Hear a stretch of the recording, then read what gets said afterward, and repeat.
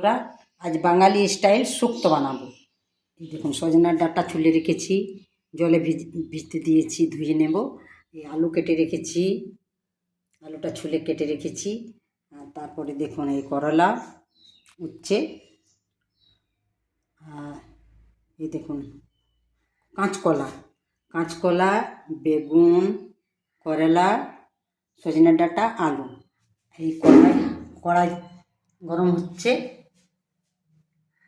এবারে আমি কড়াইটাতে তেল, এইখানে আমি সর্ষে পোস্ত ভিজতে দিয়েছি, সর্ষে পোস্ত এটাকে মিক্সিতে বেটে নেব।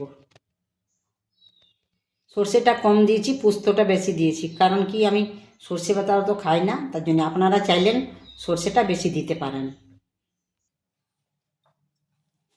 এই আমি আলুটাকে ধুয়ে নিয়েছি, আগে আমি আলুটাকে ভেজে নেব।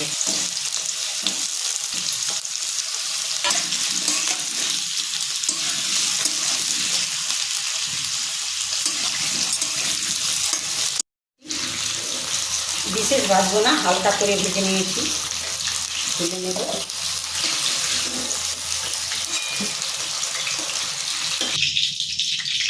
দিয়ে নিয়েছি সবজিগুলো, তারপরে আমি বেগুনগুলো ভেজে নেব।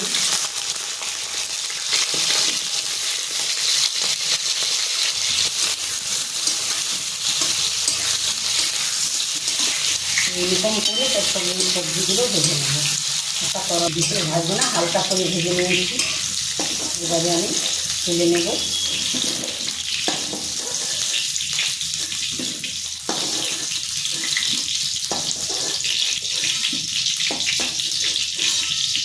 করলাটা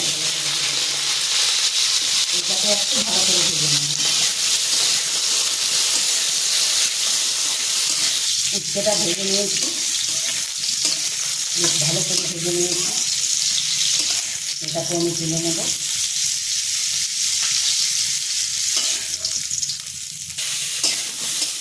আমি কাঁচকলাটা দিয়ে দিলাম, এটাকে ভেজে নেব। এই দেখুন বন্ধুরা, কাঁচকলাটা ভেজে নিয়েছি, এটাকেও তুলে নেব।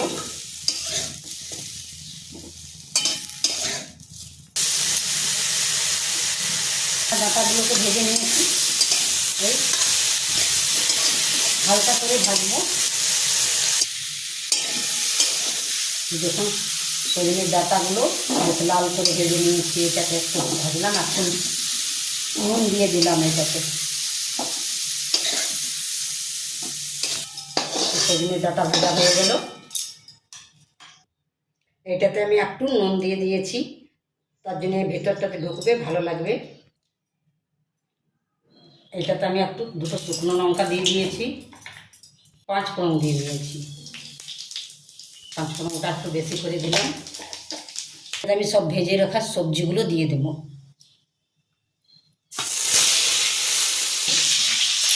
এবার ফুটিয়ে ফোড়নের গন্ধটা বেশ ভালো লাগে আমাকে। আপনারা চাইলে বড়ি দিবেন, আমি বড়ি দিইনি। শুক্তোতে তো বড়ি ভালো লাগে, কিন্তু আমি দিইনি বড়ি। এগুলো দিয়ে করলাম। দেখুন পরিমাণ মতো নুন দিয়ে দিলাম, তার জন্য খাবেন সেরকম নুন দেবেন।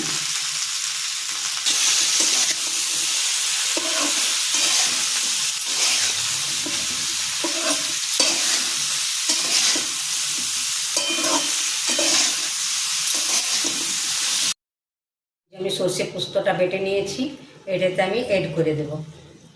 পোস্তটা যারা দিয়েছি অনেক।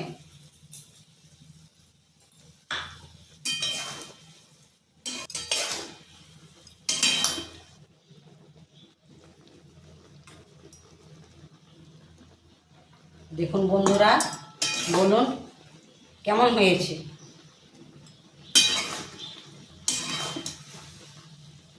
শুক্তোটা কেমন হয়েছে বলবেন আপনারা, দেখবেন, সাবস্ক্রাইব করবেন।